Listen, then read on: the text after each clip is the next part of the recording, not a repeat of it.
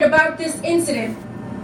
On April 13th, investigators from my police integrity unit were deployed to investigate the circumstances surrounding Mr. Gray's apprehension.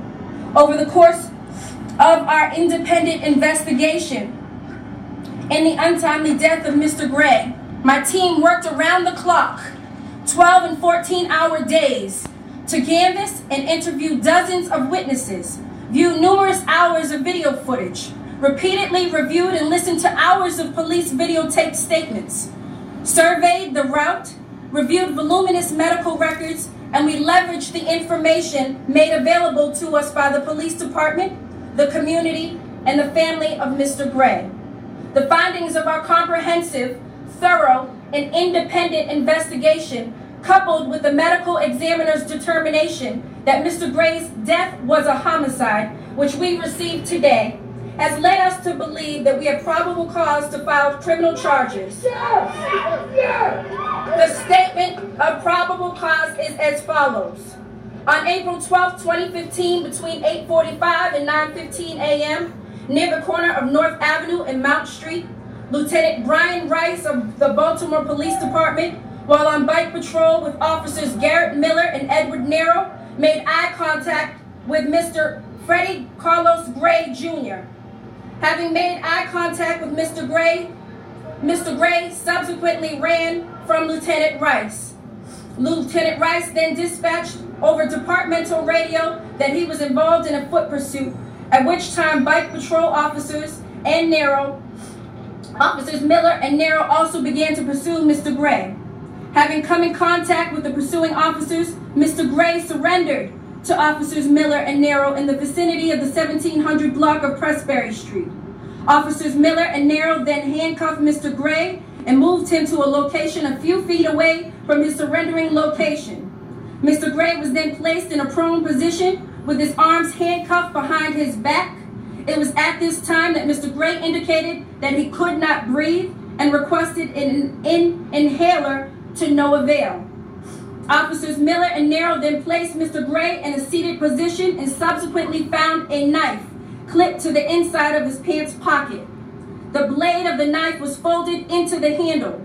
The knife was not a switchblade and is lawful under Maryland law. These officers subsequently removed the knife and placed it on the sidewalk. Mr. Gray was then placed back down on his stomach, at which time Mr. Gray began to flail his legs and scream as Officer Miller placed Mr. Gray in a restraining technique known as a leg lace, while Officer Nero physically held him down against his will until a BPD wagon arrived to transport Mr. Gray. Lieutenant Rice, Officer Miller, and Officer Nero failed to establish probable cause for Mr. Gray's arrest as no crime had been committed by Mr. Gray. Accordingly, Lieutenant Rice, Officer Miller, and Officer Nero illegally arrested Mr. Gray. Upon arrival of the transport wagon driven by Officer Caesar Goodson, Lieutenant Rice, Officer Nero, and Officer Miller loaded Mr. Gray into the wagon, and at no point was he secured by a seatbelt while in the wagon, contrary to a BPD general order. Lieutenant Rice then directed BPD wagon to stop at Baker Street. At Baker Street, Lieutenant Rice, Officer Nero, and Officer Miller removed Mr. Gray from the wagon, placed flex cuffs on his wrists, placed leg shackles on his ankles, and completed required paperwork. Officer Miller, Officer Nero, and Lieutenant Rice then loaded Mr. Gray back into the wagon, placing him on his stomach, head first onto the floor of the wagon. Once again, Mr. Gray was not secured by a seatbelt in the wagon, contrary to a BPD general order. Lieutenant Rice then directed Officer Goodson to transport Mr. Gray to the central booking and intake facility. Following transport from Baker Street, Mr. Gray suffered a severe and critical neck injury as a result of being handcuffed, shackled by his feet, and unrestrained inside of the BPD wagon.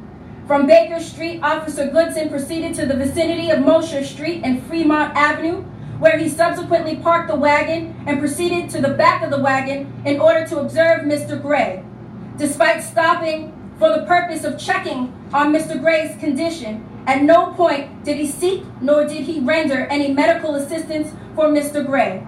Officer Goodson returned to his driver's seat and proceeded toward the central booking and intake facility with Mr. Gray still unsecured by a seatbelt, contrary to a BPD general order. Several blocks later, Officer Goodson called into dispatch that he needed to check on the status of his prisoner and requested additional units at Dolphin Street and Drew Hill Avenue. Officer William Porter arrived on the scene near Dolphin Street and Druid Hill Avenue. Both Officer Goodson and Officer Porter proceeded to the back of the wagon to check on the status of Mr. Gray's condition. Mr. Gray at that time requested help and indicated that he could not breathe. Officer Porter asked Mr. Gray if he needed a medic, at which time Mr. Gray indicated at least twice that he was in need of a medic. Officer Porter then physically assisted Mr. Gray from the floor of the van to the bench. However, despite Mr. Gray's appeal for a medic, both officers assessed Mr. Gray's condition, and at no point did either of them restrain Mr. Gray per BPD general order, nor did they render or request medical assistance. While discussing the transportation of Mr. Gray for medical attention, a request for additional units was made for an arrest at the 1600 West North Avenue. Officer Porter left the vicinity of Dolphin Street and Druid Hill Avenue to assist in the arrest of another prisoner at North Avenue. Despite Mr. Gray's obvious and recognized need for medical assistance, Officer Goodson, in a grossly negligent manner, chose to respond to the 1600 block of West North Avenue with Mr. Gray still unsecured by a seatbelt in the wagon without rendering to or summoning medical assistance for Mr. Gray. Officer Goodson arrived at North Avenue to transport the individual arrested at the location of North Avenue and Pennsylvania Avenue, at which time he was again met by Officer Nero, Miller, Porter, and Lieutenant Rice. Once the wagon arrived, Officer Goodson walked to the back of the wagon and again opened the doors to the wagon to make observations of Mr. Gray. Sergeant Alicia White, Officer Porter, and Officer Goodson observed Mr. Gray unresponsive on the floor of the wagon. Sergeant White, who was responsible for investigating 2 citizen complaints pertaining to Mr. Gray's illegal arrest, spoke to the back of Mr. Gray's head. When he did not respond, she did nothing further, despite the fact that she was advised that he needed a medic.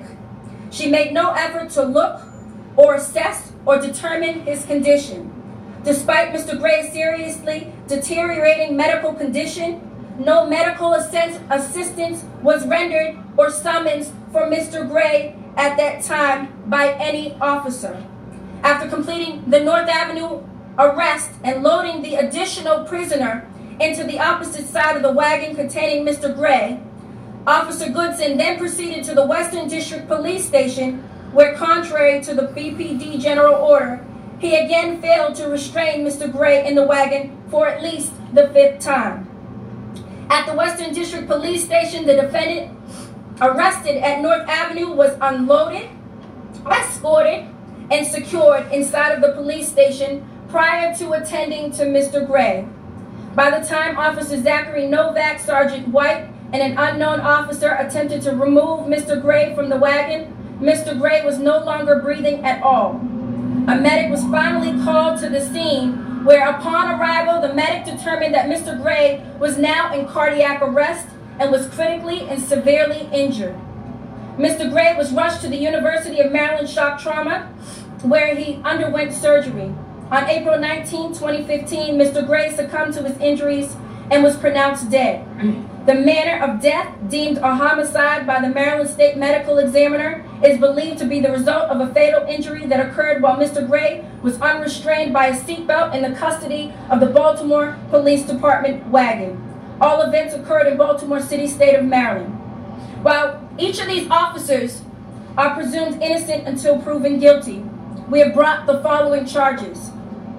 Officer Caesar Goodson is being charged with second-degree depraved heart murder, involuntary manslaughter, second-degree negligent assault, manslaughter by vehicle by means of gross negligence, manslaughter by vehicle by means of criminal negligence, misconduct in office for failure to secure a prisoner, failure to render aid. Officer William Porter is being charged with involuntary manslaughter. assault in the second degree, misconduct in office. Lieutenant Brian Rice is being charged with involuntary manslaughter, assault in the second degree, misconduct in office, false imprisonment. Officer Edward Nero is being charged with assault in the second degree, intentional, assault in the second degree, negligent, misconduct in office, false imprisonment. Officer Garrett Miller is being charged with intentional assault in the second degree, assault in the second degree, negligent, misconduct in office, and false imprisonment. Sergeant Alicia White is being charged with manslaughter, involuntary manslaughter, second degree assault, misconduct in office. While I am committed to transparency, what I have revealed here today is now a matter of public record. However, the evidence that we have collected and continue to collect cannot ethically be released to the public. And I strongly condemn anyone in law enforcement with access to trial evidence who has leaked information prior to the resolution of this case. You are only damaging our ability to conduct a fair and impartial process for all parties involved. I hope that as we move forward with this case, everyone will respect due process and refrain from doing anything that will jeopardize our ability to seek justice. To the people of Baltimore and the demonstrators across America, I heard your call for no justice, no peace. Your peace is sincerely needed as I work to deliver justice on behalf of this young man.